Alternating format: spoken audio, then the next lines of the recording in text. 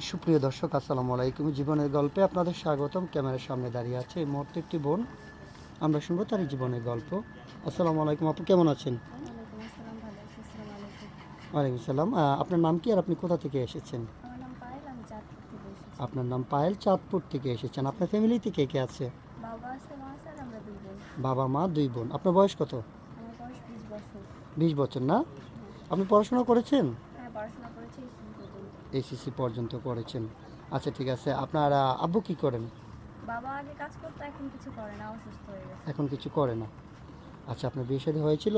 না, বিয়ে শাদী হয়নি। বিয়ে শাদী এখনও হয়নি, 20 বছর হয়েছে। এখন তো মোটামুটি 14-15 হইলে মেয়েদের বিয়ে শাদী হয়ে যায়, আপনার কেন হচ্ছে না? বিয়ে হচ্ছে না কারণ আমার ফ্যামিলি মানুষ অনেক গরিব, তাই বিয়ে শাদী যারা করতে আসে তারা যৌতুক হিসেবে অনেক টাকা পয়সা চায়, সেই জন্য হচ্ছে না। ও আচ্ছা আচ্ছা, বুঝতে পেরেছি। যৌতুকের জন্য আপনার বিয়ে হচ্ছে না, হ্যাঁ? হুম। আপনার বাবা তো কাজকর্ম করতে পারেন না, না, তাই বাবা তো? কাজকর্ম করতে পারে না। আচ্ছা আচ্ছা, ঠিক আছে। আপনি আমাদের ক্যামেরার সামনে আসছেন একটা বিয়ে শাদীর জন্য। আপনাকে যৌতুক ছাড়া যে বিয়ে করবে আপনি তার কাছে বিয়ে বসবেন? হ্যাঁ, বসবো। আচ্ছা, আপনাকে যিনি বিয়ে করবেন ওনার বয়সটা কেমন হতে হবে? তার বয়সটা যেরকমই হোক সেটা কোনো বেটার না, সে যদি ভালো মনের মানুষ থাকে তাহলেই হয়েছে। আপনি চাচ্ছেন বয়স ডাজেন্ট ম্যাটার, ভালো মনের মানুষ, তাই তো? হুম। আচ্ছা, ঠিক আছে। ইনশাল্লাহ আমরা চেষ্টা করবো একটা ভালো মানুষের হাতে আপনাকে তুলে দিতে।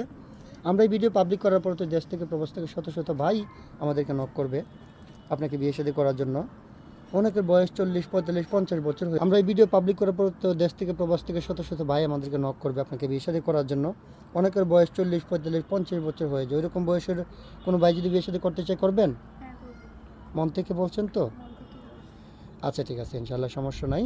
আপনার সাথে যোগাযোগ করার মাধ্যম কি?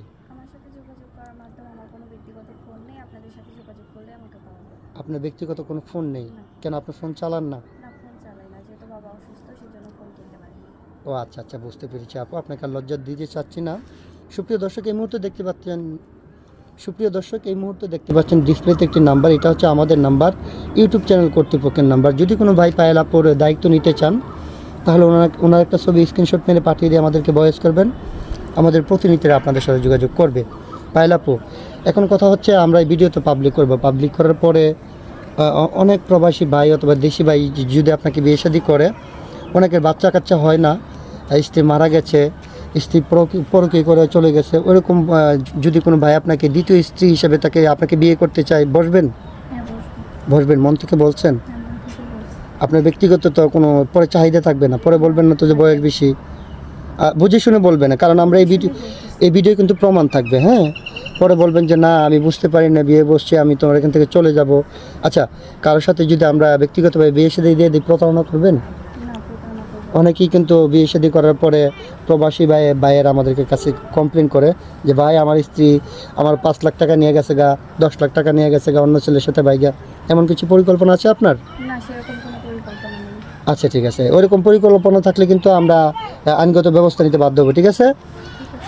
আচ্ছা পায়েল আপু, তাহলে আপনার কথা হচ্ছে আমরা আপনার জন্য একটা ভালো ছেলে দেখবো, ইনশাল্লাহ সমস্যা নেই।